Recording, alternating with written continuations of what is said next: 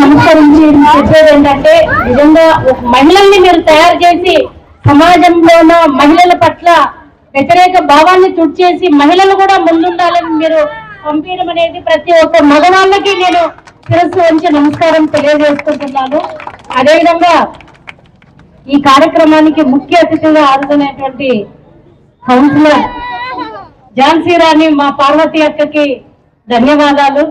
అదేవిధంగా మారుతిరావు అన్న గారికి, గోవింద్ అన్న గారికి, గోపాల్ అన్న గారికి, కేజీ వీరన్న గారికి, టాయప్ అన్న గారికి, వెంకటేష్ అన్న గారికి, మరియు ఇక్కడికి వచ్చినటువంటి నా సోదరులకు, మహిళా మండలి సాకరే పార్వతీబాయి గారికి, ఏకబోటి ఇందిరాబాయి, సాకరే సరోజబాయి, సాకరే సుధాబాయి, కొంగే హేమలత, సాకరే లతాబాయి, సరోజ జయబాయి, అదేవిధంగా పాణిబాటి భారతి, శ్రీదేవి, సుశీల మరియు ఈ ముగ్గుల పోటీల్లో పార్టిసిపేట్ చేసినటువంటి మహిళలకు, చిన్నారులకు, ప్రెస్ వాళ్ళకి అందరికీ నా హృదయపూర్వక నమస్కారాలు తెలియజేసుకుంటున్నాను. ఈరోజు ముగ్గులు చాలా బాగా వేశారు. 2 గంటల టైంలోనూ వాళ్ళు సృజనాత్మకతను వెలికి తీసి ఎలా వెయ్యాలి, ఏ విధంగా దీంట్లో ఇంకొకటి మెయిన్ కాన్సెప్ట్ ఏంటంటే ఒక సందేశాన్ని కూడా జోడించారు. అంటే మన సమాజానికి ఏ విధంగా సందేశం ఇవ్వాలనేది కూడా వాళ్ళ ముగ్గుల్లో వేశారు. ముగ్గులు అనేది కేవలం రంగులతో నింపడం కాదు, అది మన సాంప్రదాయాన్ని, సృజనాత్మకతను వెలికి తీసే ప్రధానమైనది. కాబట్టి మహిళలు తన శక్తి వంచన లేకుండా చాలా బాగా ముగ్గులు వేశారు. కొంతమంది చీరల ముగ్గులు వేశారు, కొంతమంది చీరతో పాటు మన సాంప్రదాయం, ఈరోజు భారతదేశం అంటేనే సాంప్రదాయానికి పుట్టినిల్లు.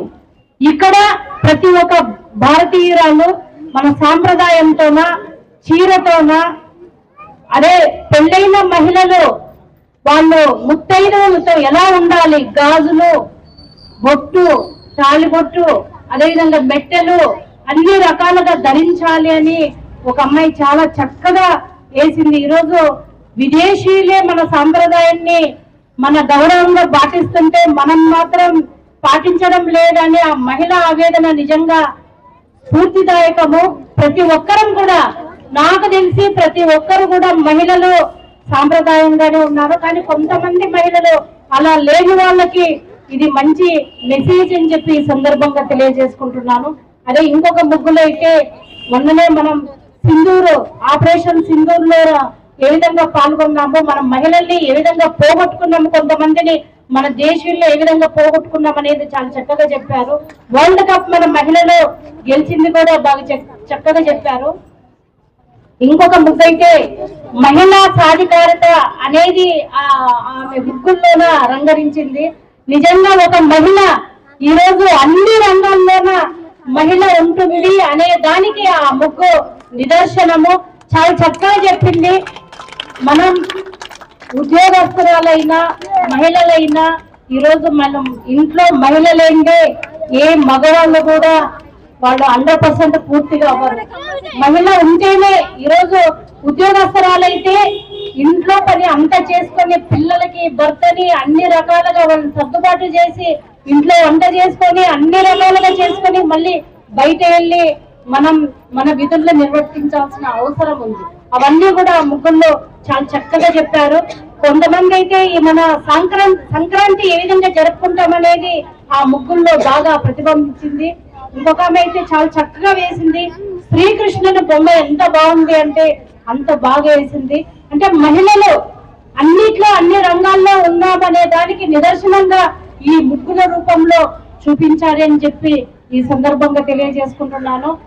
ఇక్కడ ప్రతి ఒక్కరూ గెలిచినట్టే. ఈ ముగ్గులో మనం పార్టిసిపేట్ చేసామంటే గెలిచినట్టే.